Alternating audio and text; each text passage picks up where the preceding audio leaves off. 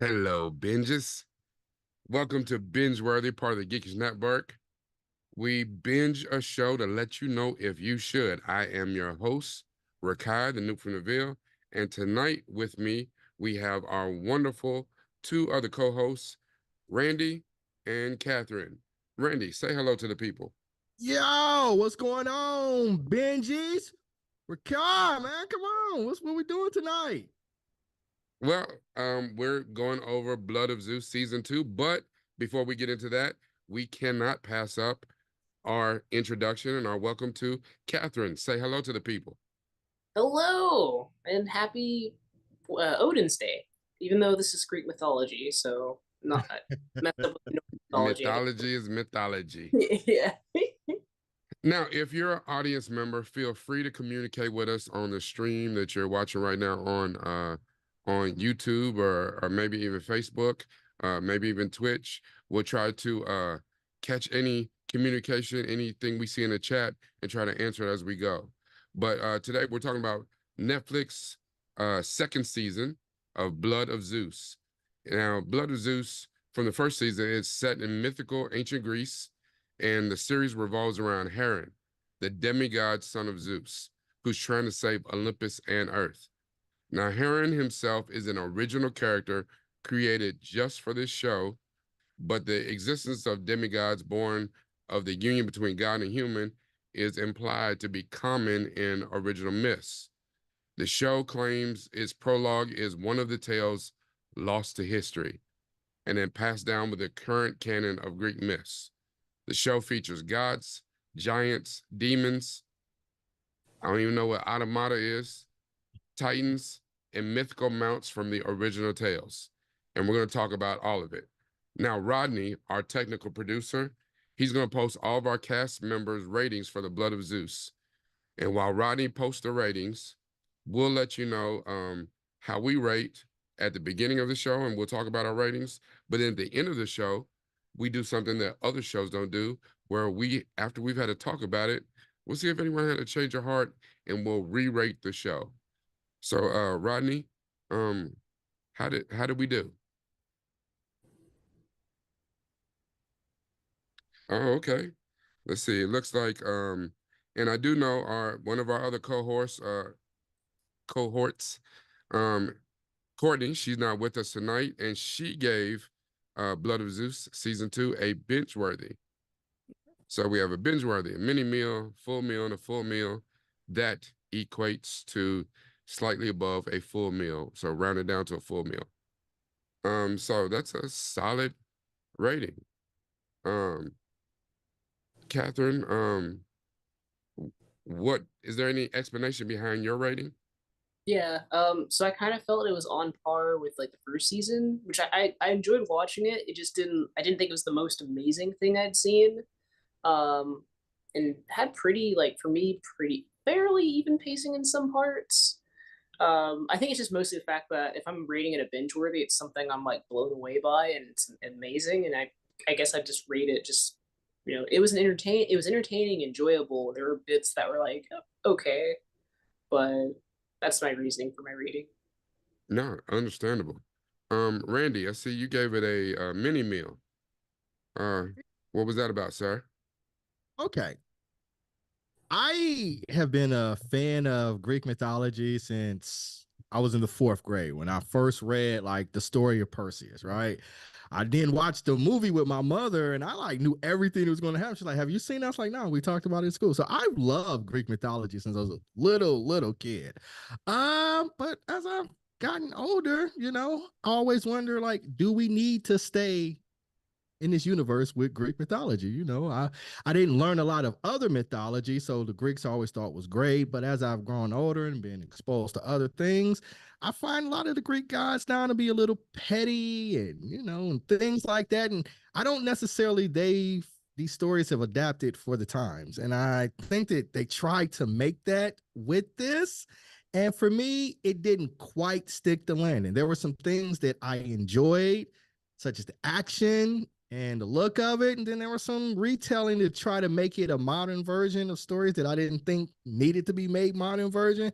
So it was just kind of in the middle to me. But I'm open, if you guys have additional insights that I may have missed, I'm open to listen to those to see, potentially change my mind. But right now, I feel firm with giving it a mini meal.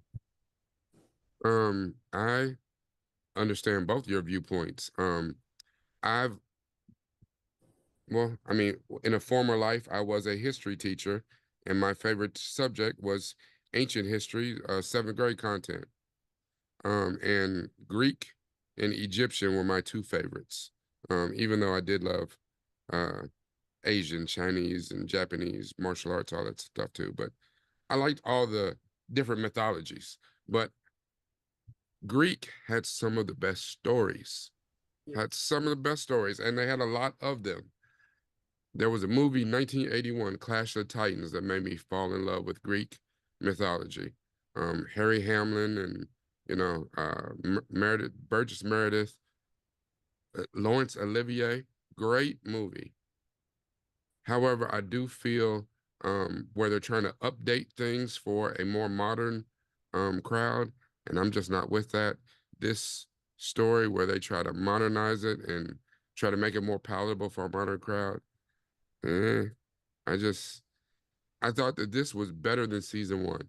I did not like season one. And I wasn't even gonna watch this until someone else said, that this was pretty good.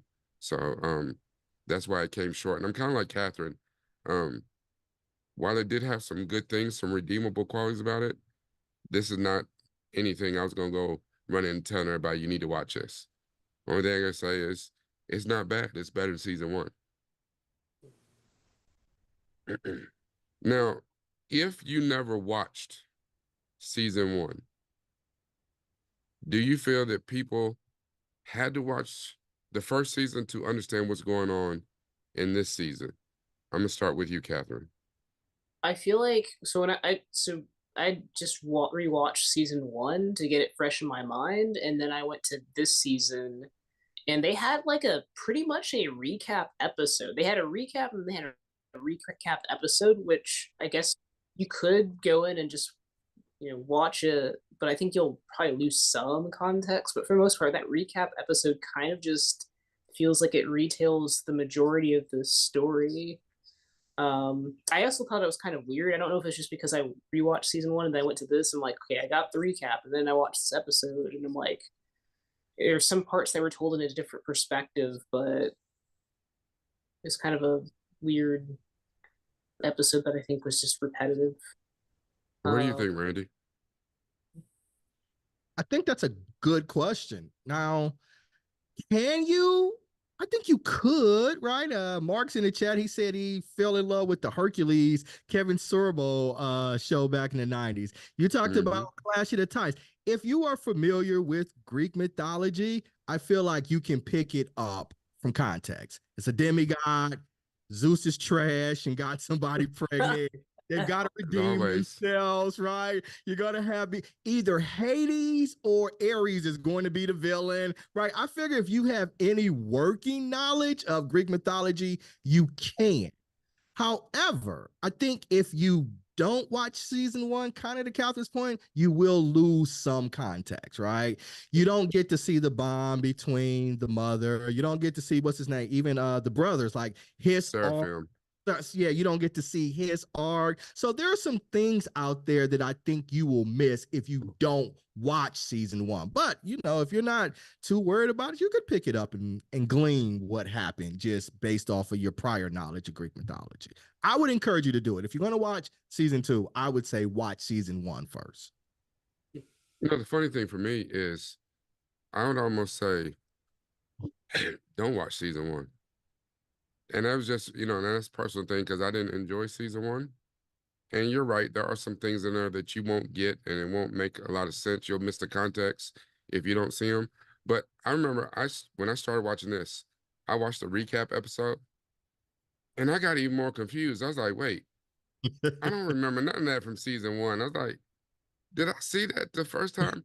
And I started to go back and watch season one and I got frustrated and I was like, listen, I'm gonna turn this off because at this point I'll watch a season one again. Maybe not want to watch none of it. And I was like, you know what? Let me just turn this off. Let me just watch it, cold and see if I pick it up. And I remember some stuff, and I felt like some of the important stuff I needed to remember. The Heron and his mother, and the whole thing with Seraphim and all that. A lot of the rest of that, I was like, and I felt just fine watching season two. I've watched season one. I don't remember it. And like I said, I remember certain things I felt were key things, but the rest of that, nah, I didn't feel the need to watch any of that for real. I just 2020, right? It's been a long time since season one came out. Season Yeah. one, I don't know, it was a couple years ago. Like 2020. And the reason I know it was a while because we watched season one on BingeWorthy and the Geekish Network didn't even exist at the time. It was before we actually became. So this was like a pandemic show? Yeah, it was a pandemic show. That makes sense. I mean, especially with animated animated properties, they take so long to get out to get the animation done. So those are not quick turnarounds unless you're Mappa and they in there, hitting people with a whip or something. It's also by Powerhouse Animation, which I believe is a Texas animation studio. And I don't know if Texas had a bunch of storms or issues. So I'm not saying we have remote work and stuff, and I don't know how many of their employees are like working remotely versus on studio, but I don't know if that's a factor or if it's just mostly COVID and production schedules. It could have been all of those all together. October 27th is 2020 is when it came out. So Oh wow. yeah, So, oh, it's been almost 4 years since dang. season one. I didn't think they were gonna do another one. I'd forgotten all about it. To your point, Rick, I was like, Yeah, oh, it's just one of those things that they came back out and it was like, oh, I okay. forgot about this. And you know, That's a, and here's the thing too. With Netflix is so weird that they cancel things. Like you'll have something that's beloved by people and really strong, and then they cancel it. And it's like nobody was watching that. You can't make me believe anybody was watching this. So there's like, oh, we have to do a season 2 of this. Like, already been ready for season three. Yeah. Well, Yeah, Netflix has that season three curse, so after 3 seasons, fourth season is usually harder to get. well, not only that, there's a thing about how you pay actors. Like if they're on a season for the fourth year, they have to start being paid differently and start getting different benefits and shit like that. So they changed the title and it's a new property now. So they can keep going. But you know, that's some old backhanded, shady paperwork type stuff. yeah. Mhm. But even for like regular TV, like the first 3 seasons, the actors, they're on that first contract and then they renegotiate after the third. Mm-hmm. Mm, Mm-hmm. Yeah, that they makes Unless off you're their a big rookie contract. yeah. Unless you're a big name, you probably ain't making any money. That's why, you hear about huge hiatuses after season three because they're Yeah, trying and to it has to be a huge show for them to even keep going right. because it's how they pay the people. Like you said, they renegotiate. They're on a new contract on season 4, and a lot of times what they do is they'll change the name of the show just slightly and say it's a brand new show, and they put them on a brand new rookie contract. It's some bull. That's foul. That's It foul. is. It is, but it's business, and I guess people be like, "Well, we working," you know. Hmm. So, okay, this show, let's talk about the voice acting. As in all animated properties. You know, a lot of performances are done, from the voice actors. And sometimes shows like this that have a high profile have these ensemble casts that are well-known celebrities, not great, maybe not great voice actors, but well-known celebrities. And a lot of times they peddle us the names of the people in the show as opposed to people who can turn in great voice performances. This one I think is the latter though. I don't think there was a lot of high name celebrities in this. I think this was more focused around the voice actors. So what did you all think about the voice acting? And Well, just either one of you can jump in here. I know Matthew Mercer did a voice. I don't know what voice Matthew Mercer did. For those that don't know who Matthew Mercer is, he's a big voice actor who does a ton of voices, characters in Overwatch. He's a big D&D. He's part of the reason why Matt D Matthew Mercer was Hermes. So he Hermes. wasn't in very much, but he was Hermes. Oh, okay, that's why he's showing up top on my list. But Yeah, the speedster. oh, okay. Now I have to go back and listen because that didn't really register with me. I thought it was someone else. Yeah, Hermes is the speedster, basically the prototype for That's Flash, and Yeah. he's the messenger of the gods. He's the only god that can uh go into the underworld and cross over and come out because he Mm-hmm. delivers souls. Um Also saw a veteran voice actor, Fred Tatasciore, played Hades and Semi Aratus Theogonus. I don't know who that is, but he played Hades. Fred Tatasciore. I'm Fred trying to. Tatasciore has a long I want to say Fred Tatasciore is like I'm pretty sure he's one of the Scooby-Doo voices. Oh, oh Um it's damn. Fred. Okay. yeah, I think he does Fred and maybe a couple other ones, but Trying to. he's been in you name the animated property, Fred Tatasciore's probably been in it. Hmm. I did not think that the voice actors were a standout, but I didn't think that they were bad. I thought they delivered on what they were given. I thought the writing was a little okay. It was kind of pedantic and kind of derivative, like because we had the same sort of hero sort of story. So I thought with the material that they were giving to work with, I thought that they delivered on that. Nothing necessarily outstanding, but what they were presented with, I thought they came through, and it made it for enjoyable viewer experience. Like I said, I didn't rate it high, but I didn't rate it poor either. So it was an enjoyable viewer experience. Yeah, I think I agree. Like nothing really stood out to me. Like, and really the only voice that did stand out to me, the only performance and the voice behind it was Hades. Yeah, I agree. Hades is the only one that really stood out to me. Yeah, I agree with the performances were okay, but I did like really. I guess I also just kind of like how they portrayed Hades in this, in general, and just kind of slightly tweaking that story was interesting for me. But yeah, I agree. Hades had a strong performance. Okay, well, since we're going to talk about since we talked about him, let's get into it. So Hades, even though he was not our solitary villain, he did fill in kind of the villain shoes for Seraphim this season. What are your thoughts about how he is portrayed? And I mean that in not so much how he's portrayed in this particular show.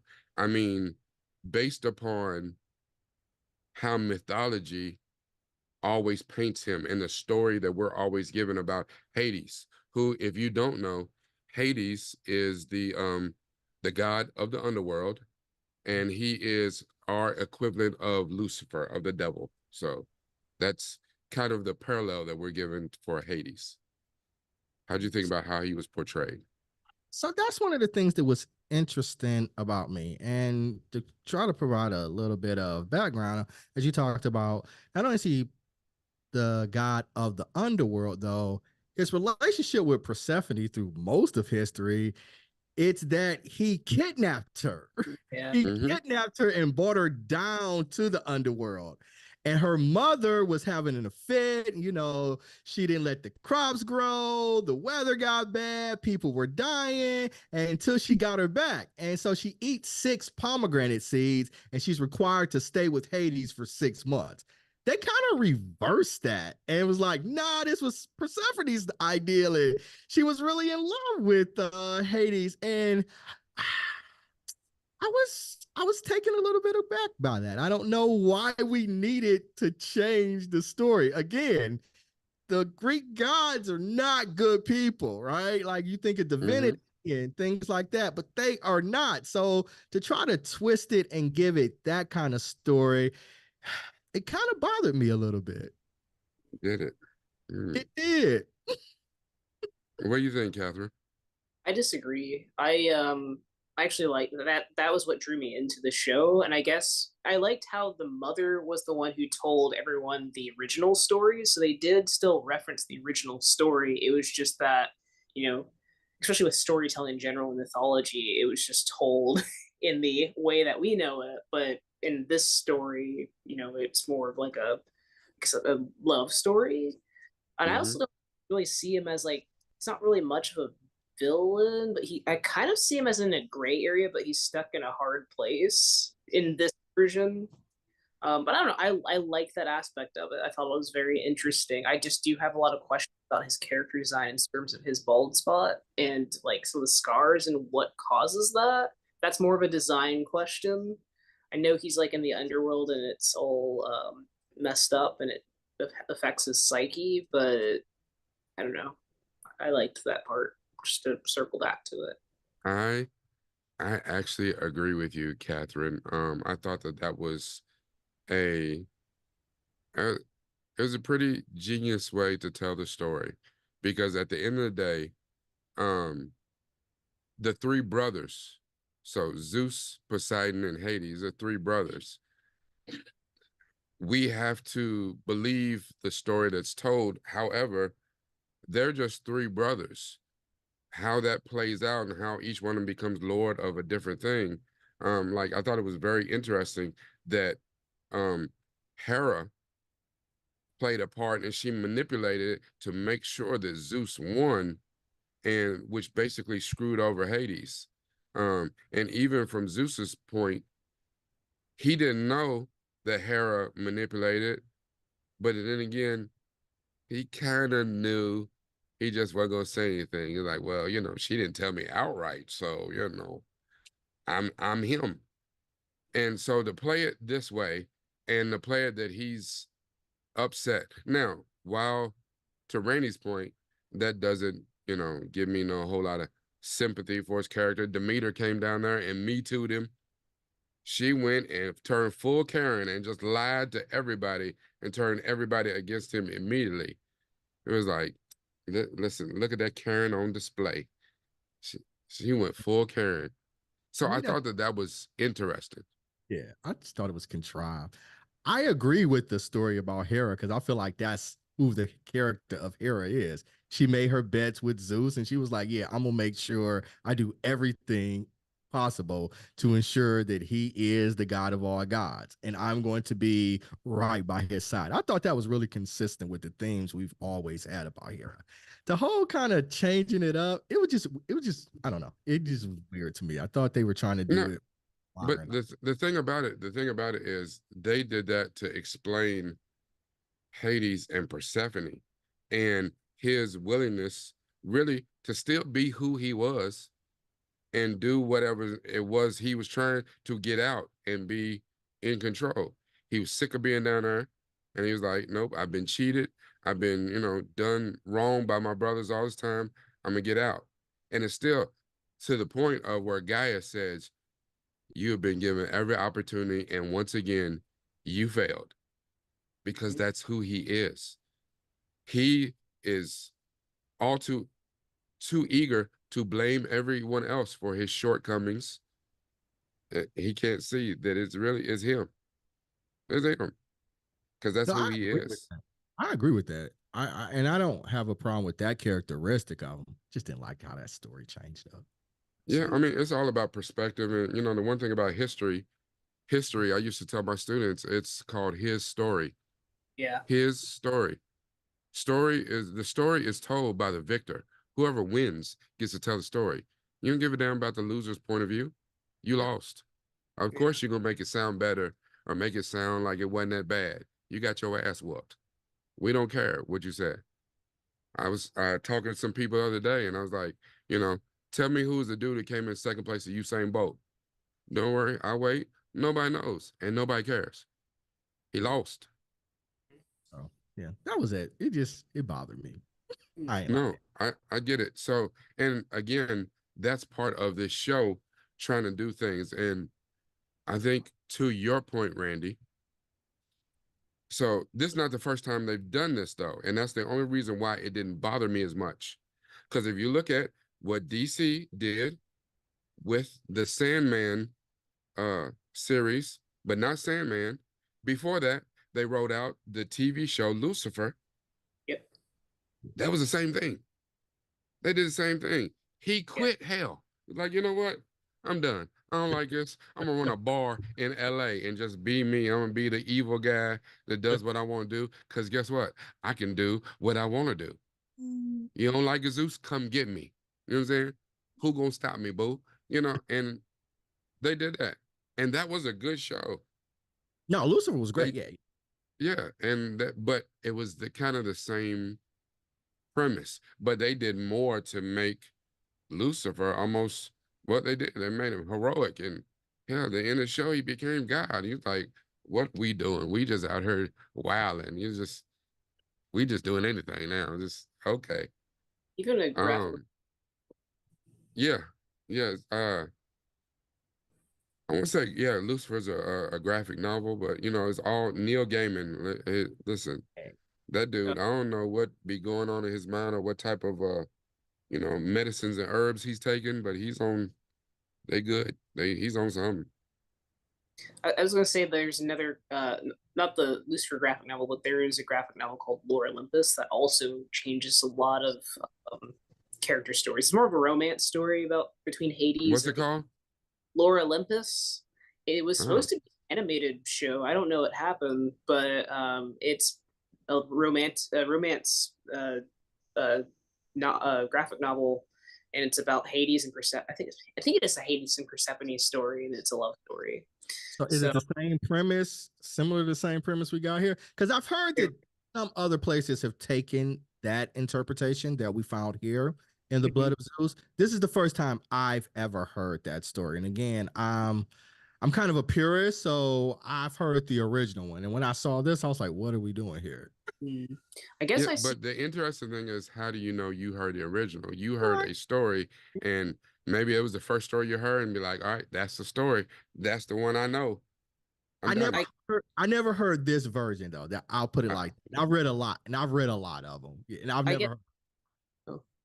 I guess with like a lot of gods in general, not just Greek, Norse, and etc., there's always so many interpretations outside of the source material that happens, especially with today in content.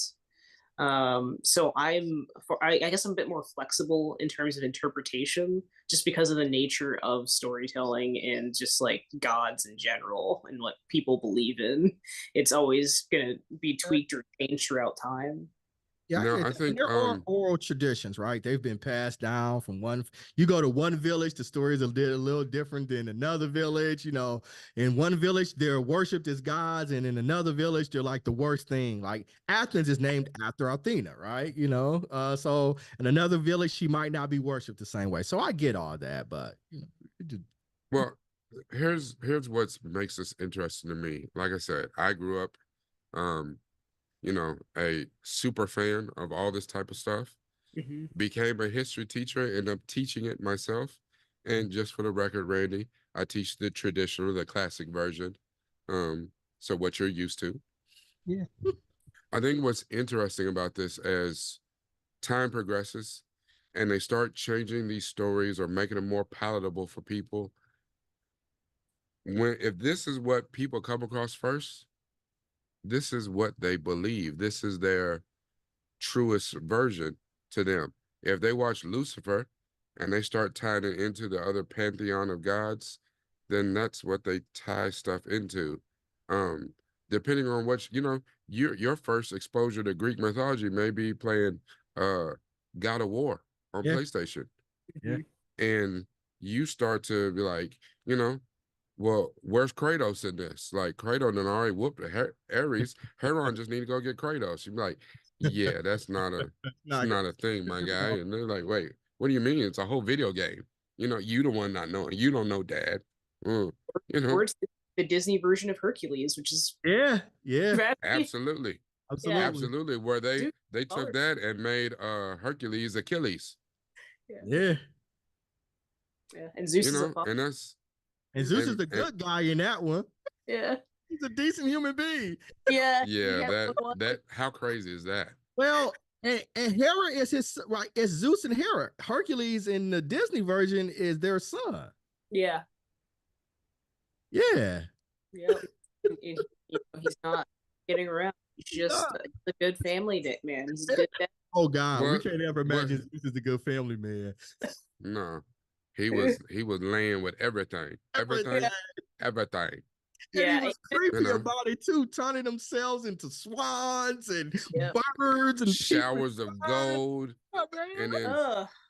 And then a couple years ago, they did a couple of Hercules movies. They did the one with The Rock, and they did one with Kellen Lutz. Oh, The Rock. Okay, I was A-Rock. Yeah, they did one with Dwayne The Rock Johnson, where he was Hercules, and they did one with Kellen Lutz, and they came out around the same time, within a year of each other. And I remember one of them, I think it was the one with Kellen Lutz. Zeus turned himself, he transformed into that dude's daddy or whatever, like, to sleep with the wife. Yeah. And then the husband came in and he looked at him like, yeah, what's up, partner? She was great. And then he bounced like, what kind of? And then the wife's getting punished, you know what I'm saying? Because she's like, I thought he was you. Like, yeah. Like, that's wild. I think, wasn't Henry Cavill in that version? He was the father. Yeah. No, he wasn't the father, because it was Scott Adkins was the father. Yeah. Yeah, just crazy. Yeah. So in this particular show, Blood of Zeus, from when we get to season 2, there's actually 2 subplots in addition to the main plot about Heron. So the main character is Heron, and he's trying to save Olympus and save Earth. But we have 2 subplots. We have Hades, Persephone, and Demeter. And then we have another subplot with how Hades is using Seraphim, what Seraphim is trying to do, where we see a lot of his backstory. Do you think that they took away or did they add to the show? I thought what's his brother's name again? Seraphim. Wait, I what was thought he was one of the strongest characters in the show. I really enjoyed what they did with them from season 1 to season 2. Especially when he was down in Hades and he stood really firm in his principles and his arc. I thought he had a really good arc. So for me, his role in season 2, it added a tremendous amount of value for it for me. This was one of the standout parts that I had for it was his character and the action. This what I enjoyed the most about the show. I think for me, the most interesting character was Hades, and how this little retelling of his story and his love affair, kidnapping, however you see it, with Persephone. And then this was really the first time too that I saw, or I've ever seen it where Demeter came in and made herself a villain. Yeah. I always knew that she was a upset mother of Persephone, but where she went back and Me Too'd Hades and told, that, and how she manipulated her way into even saying, hey, we are to rule as a thruple, and like she was wilding. Yeah. To me, That was much upset as she was upset who Persephone was with. Like she would have preferred him to be with somebody like Ares or somebody to have more social standing in the pantheon. She wasn't as upset about her actually leaving. It's just more that she was upset that he was with actually Hades. So but the crazy thing about that is like the one thing that always gets glossed over when we talk about this, like it's normal, is all these people are related. yeah, Like this is all incest at its highest form. And we know that they did that in royal families and all that stuff and throughout time. But I mean, Demeter is upset at her daughter is ended up um with Hades. Hades is her uncle. yeah, Hades is Demeter's uncle. yeah. It's just And Ares what? is cousin. Yeah. And Ares is like they wild out here in these streets, like wild. And that never gets even mentioned. It's just like we gloss over that, and it's okay. It's mythology, and none of this stuff is real anyway. It's weird That's why I to feel me. we But I do agree with you that I didn't. I thought Seraphim was an interesting character in season 1 because he was a good villain. This they try to soften him up, or give you his backstory and show you how he became a villain, and even that was manipulation through Hades and all that. But showing you his why stood out for me this season. So I agree with you on that. Like, I just think that they didn't show enough of Seraphim. Like, he was almost an afterthought to be the whole villain in season 1. He was an afterthought. They showed a lot of Heron, and he's coming into his powers, figuring himself out. They show a lot of Hades. Seraphim is kind of, now he's a henchman for, I think the thing I loved about him is where he stood 10 toes down. Like, nah, I hate all y'all. I ain't, nah. Send me wherever you gotta go. I don't care. He stood on business. Captain, I feel like you were trying to say something. There was something earlier I was going to say, I don't remember, but with regards to Seraphim, I thought he was interesting. I guess there's elements of like his character that get on my nerves where he just feels constant. Like I get why he's angry, but it almost feels like I'm just gonna be angry. I'm just gonna continue to be angry, and it kind of just I don't know got on my nerves. but I do think there's definitely interesting aspects about his story with the redemption arc, but also, the reasons why he's doing what he's doing. He's just like, I don't know, he's like consistent angry for me. It's like too much, too much. He has too much coal in his blood right now. That to me, it's annoying. Um, but yeah, there was something else I was gonna say, and now I don't remember about the show. It was something in relation to the story and stuff.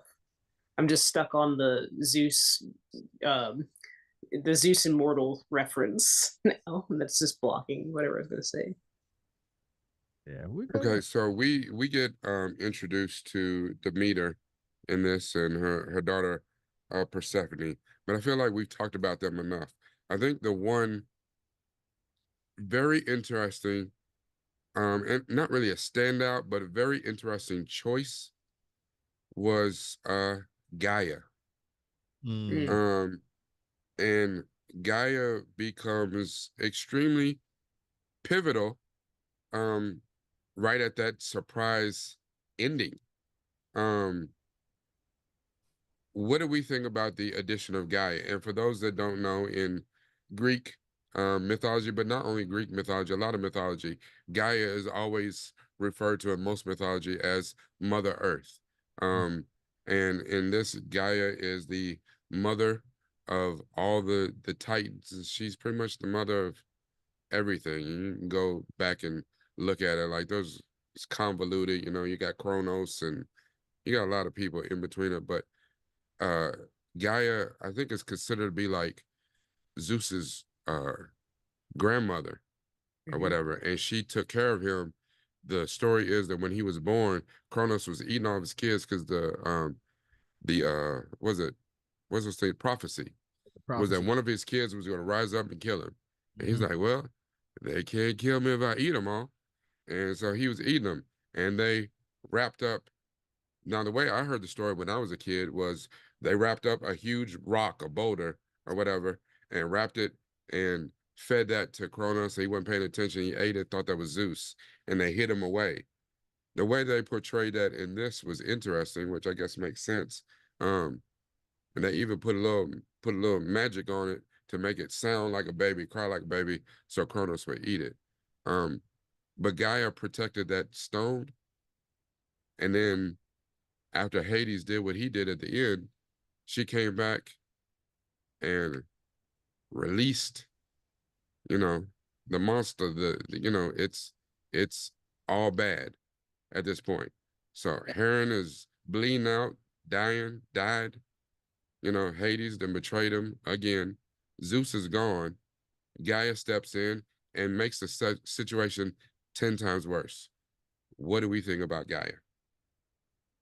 I thought she was very influential. Like she was only in 2 scenes in the whole season, and both of them were significantly. She had significant impacts in both of them. At the end, I won't say release the Kraken for lack of a better word. Like that's what she did. She released the Kraken, and then in the first one, she was literally the protector of Zeus. So just those 2 instances and 2 scenes, she had a very large role. I like this character. I'm hoping we can get more of her in season 3.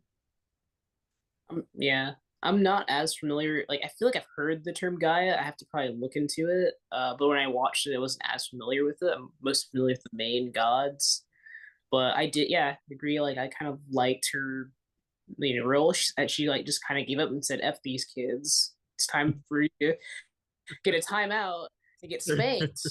Everyone's gonna die today." This is put Hades in detention or whatever it happens to kids when they get in Hmm. trouble.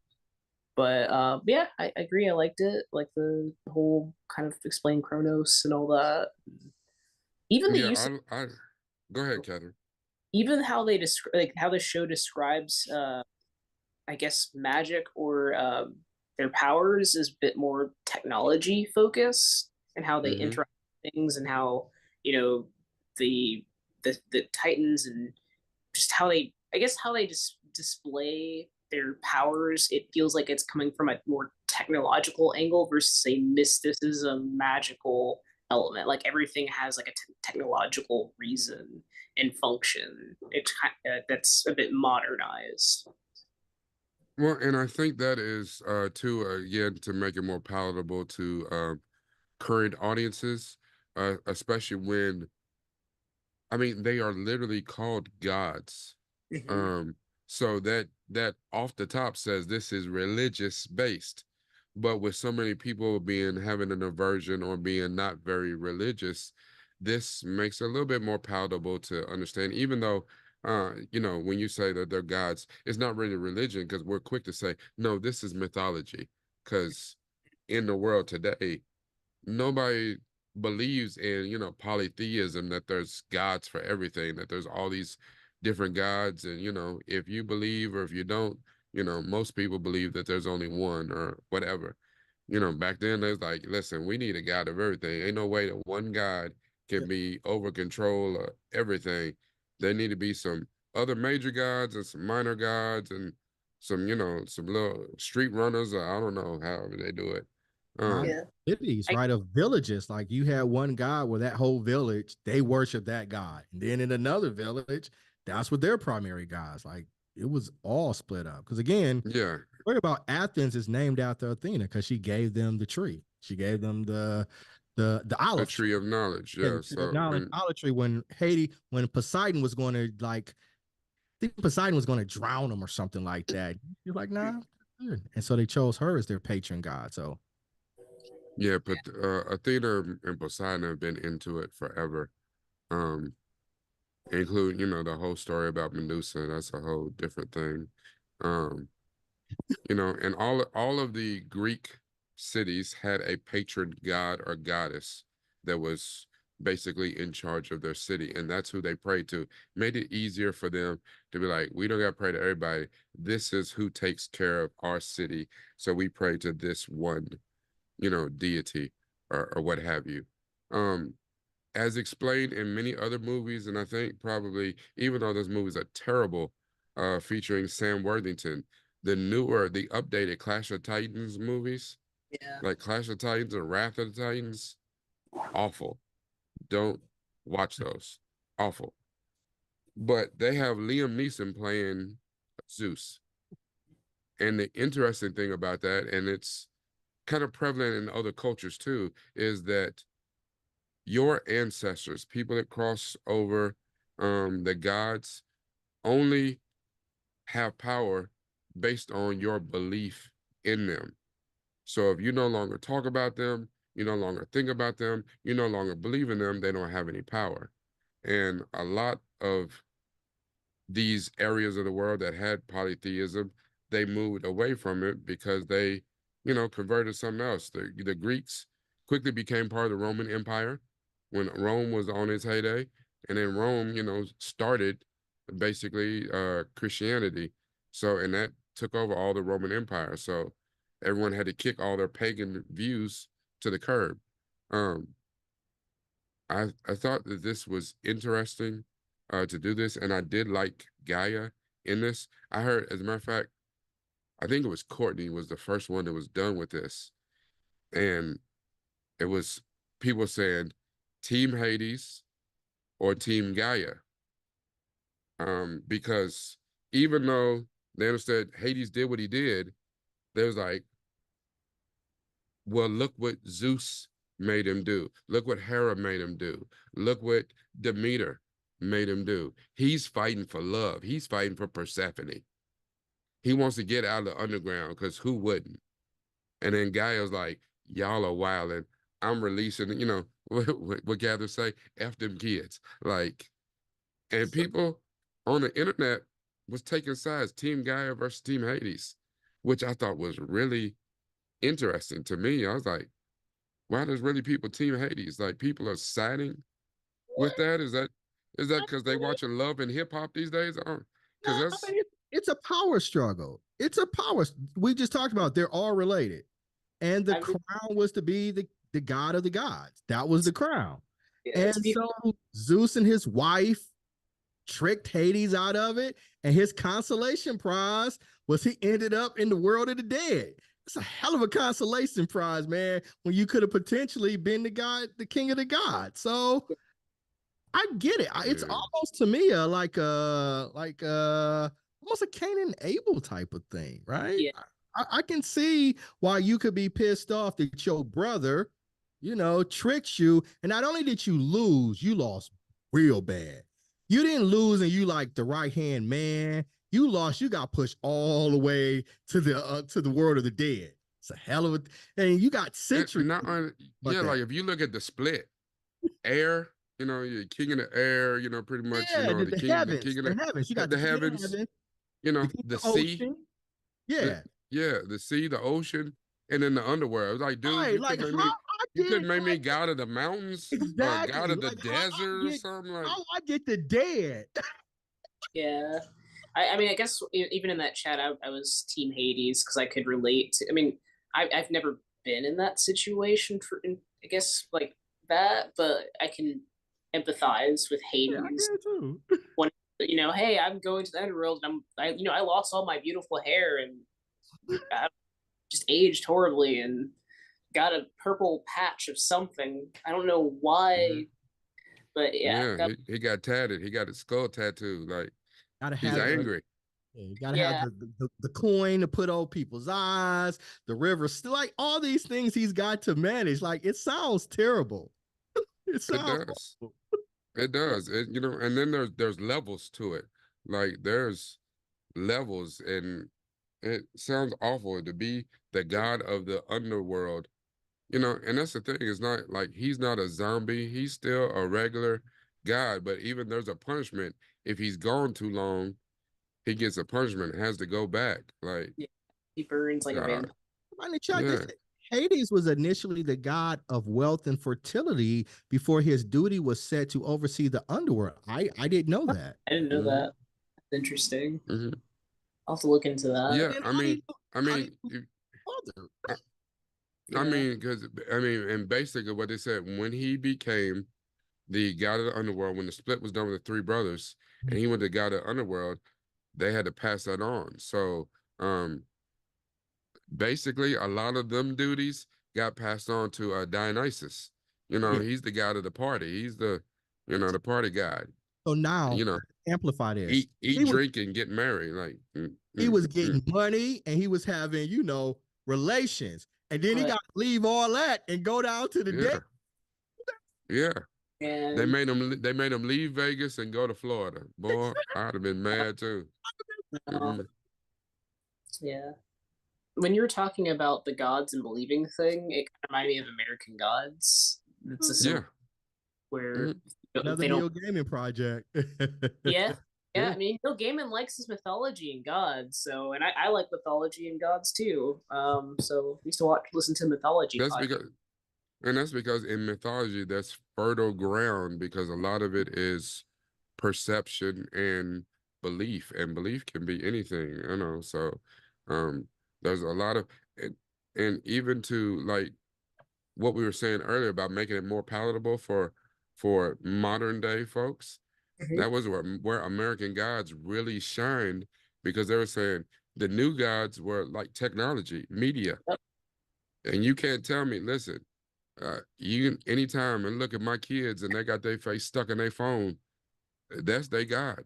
They walking around with their God in their hand, and in the AirPods in, so they can't even hear you, and the brain receptor said that's the same thing as crack. These kids are getting cocaine every day on I their. mean, now I feel like they have to insert the AI gods because there's people that are worshiping AI. So, but that also goes with Yeah. technology. So I guess that's kind of You just watched all. that one show that they had that where they were worshiping the AI.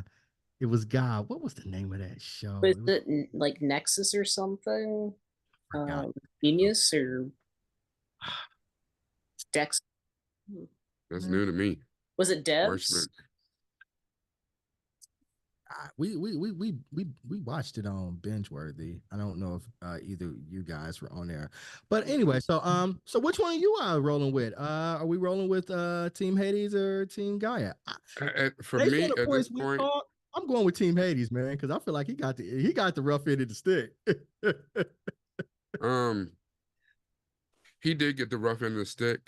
Um, but just because he is who he is, and really, I could have felt a little bit more sympathetic for his cause until he killed Heron at the end.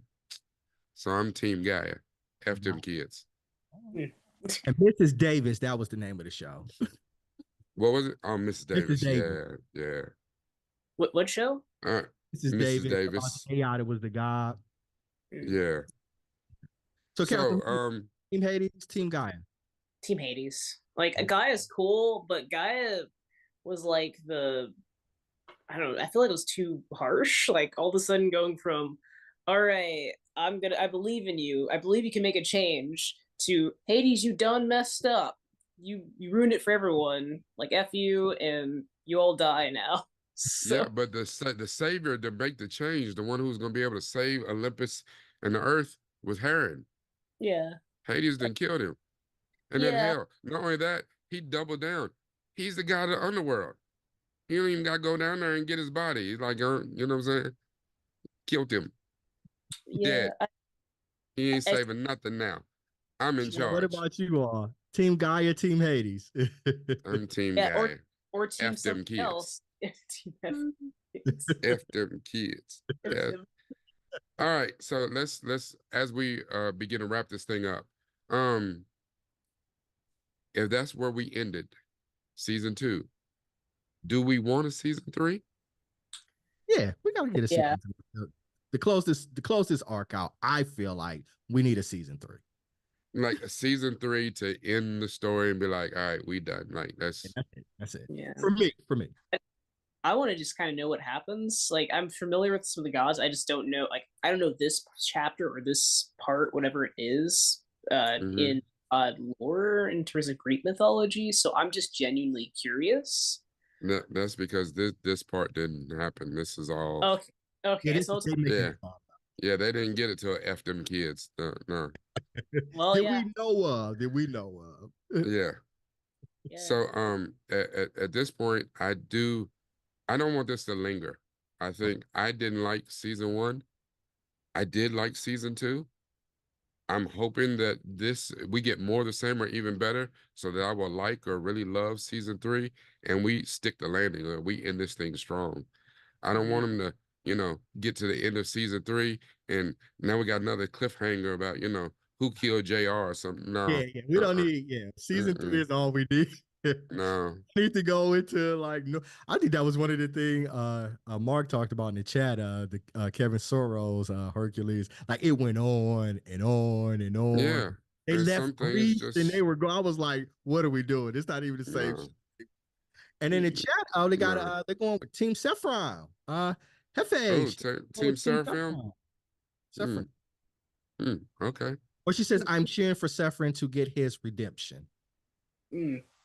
I mean, I'm okay with that. I'm okay with him getting his redemption, especially since his whole thing was about, getting old girl freed. I'm okay with that, and it's crazy too because if he does a selfless act, he'll probably be, taken on to the good side of some. And Zeus got I liked him. I liked him as a bad guy, so And Zeus has got to come back because he's in Tartarus right now. Yeah. Yeah. All right, we've talked about this thing enough. We need to re-rate it. Let's start with you, Catherine. How are you gonna re-rate this? I'm gonna keep it at a what is it? The full meal. Again, I'm not blown away by it. I don't like even just going to the art style. I don't love the art style. I know we didn't touch on that. There's aspects of it that I like that are Greek-like, and then aspects that are leaning more towards, I don't want to say Japanese animation style because it's not really it's a specific style. I just can't pinpoint the exact style. It kind of goes into like a tropey, popular Americanization of many. Yeah, that style. But yeah, going to. Oh. I actually would have loved to have heard a good deep conversation between you and Chuck about that. Like, oh, okay, yeah. Y'all can go in talking about animation style, and I just be sitting back like, oh, I would have never known that, but you're right. You are right. Hercules is interesting with that, but yeah, binge or full meal. Okay, Randy, what do you think, sir? After the conversation, You guys did highlight some points for me. There were several characters that I liked better than I thought. I hadn't recalled Gaia. I thought she came through really in the clutch for just two scenes. I thought she stuck the landing with both of them. Again, I like Sephron's. I liked his arc in this season, and I'd like to see where he goes on. Hades, the point about Hades being kicked out of Vegas and having to go to Florida, not even Orlando or Jacksonville. Like we're talking about like one of the little, Yeah, crappy, just or Miami, right? Not even one of them. He went to one of the, Margie Taylor Green type places, uh you know. yeah, he lived next door to Ron DeSantis. He's with Right. Right. Florida man. Right. So, Mm, he was at the Palms, in the old real world suite. And they just like, nah, fam, you gotta go take care of the God. So I have uh, empathy for him as a result of that. And one of the things too, and we didn't talk about it too much. I thought the pilot episode in season 2 with all the action, it yeah. for me, it just started off fights. Like the whole episode was the battle of the Olympian gods, and I thought that was really cool. And we had some really interesting fight scenes. So, based on these conversations, I'm going to take it up one level. I'm going to go from a mini meal to a full meal. You're right. We didn't really get into some of the action, because those fights, the Olympian gods, when Heron and then went into the cave was fighting the little vampire bat type creatures or whatever. But when Heron and Ares got into it, Yeah. and Ares was basically whooping his ass, and then he got a little power, he got to feel himself for a second, but he was still about to get dealt with. And Yeah. Gaia had to show up and save him. Stop it. Yeah. Ares about to put them hands on him, about to That put the is his paws on him. brother. And Yeah, Aries came through was like, hey, ain't nobody gonna tell you to your face, but you trash. We ain't about to respect that up yeah. here. And he was so disrespectful with it too. Yeah. He's like, yeah, you bastard. He was a bastard. It's like, oh. And then Heron wanted to fight back, and you don't even have the wherewithal to be able to fight back enough. This dog just talking cash money about you and your mama. He was Yeah. like, and you can't even Out of it all the was people he bad. got to fight, he got to fight the God of War. The God of Yeah. Yeah, War is the one that's popping them gums. Like, yeah, why couldn't it yeah. have He's been like, bring Apollo, it. right? Or Hermes or something like that. I gotta fight the God of War. Yeah. Um, I'm gonna stay at a full meal because I thought this was very solid. Um, again, not one of those things that I'm like, I can't wait for season 3. When season 3 comes out, I will watch it. Um, but I thought this was a very solid project and a much needed step up from season 1. Um, I don't know how Courtney would re-rate it, but she did say it was a binge worthy. So I'm gonna assume that because she said it was all that in a bag of chips to begin with, I'm gonna say she's gonna stick with that. So we're still at a full meal. So any closing words, Catherine? I was trying to find something God related that was fun, but um, yeah, I hope everyone has a good Odin's Day, upcoming Thor's Day, and then thank Odin it's Freya's Day. And I know this is Norse mythology. I just really like Norse mythology. I don't know if there's a Greek equivalent to the days of the week, but I think people, I, I think this still is a good like a watched for people to watch, but check it out. Okay. Randy. I thought we had some really good conversation here. I enjoyed this. You all were persuasive in helping me to change my rating. So upped it one. And next week, Rakai, you'll probably talk about it some more. We're gonna knock out Discovery, right? See Michael, Yes. I call him Michael Yes. Burnham in the crew, right? We're gonna Yes. talk about the season. Star Trek Discovery season 5, the Oh my, series finale. Yeah. Yeah, so 5? we're gonna yeah, season 5, the series finale. Um, so we're gonna knock that out next week. Um, I'm gonna I say do shout out to wanna everybody in the chat. Mark yeah, and like we had a lot of good activity in the chat. So thanks guys for supporting us. and I do want to make sure that we give love and that we do shout out Digital Click. They are our provider of all of our digital graphics and stuff. They are fantastic. Crystal gets us all the way together. So if you have any digital needs, please look up Digital Click. Exactly like it sounds, CLIQ, Digital Click. Our technical producer, the baddest man in the land, Rodney Cahuto. He gets us all the way together.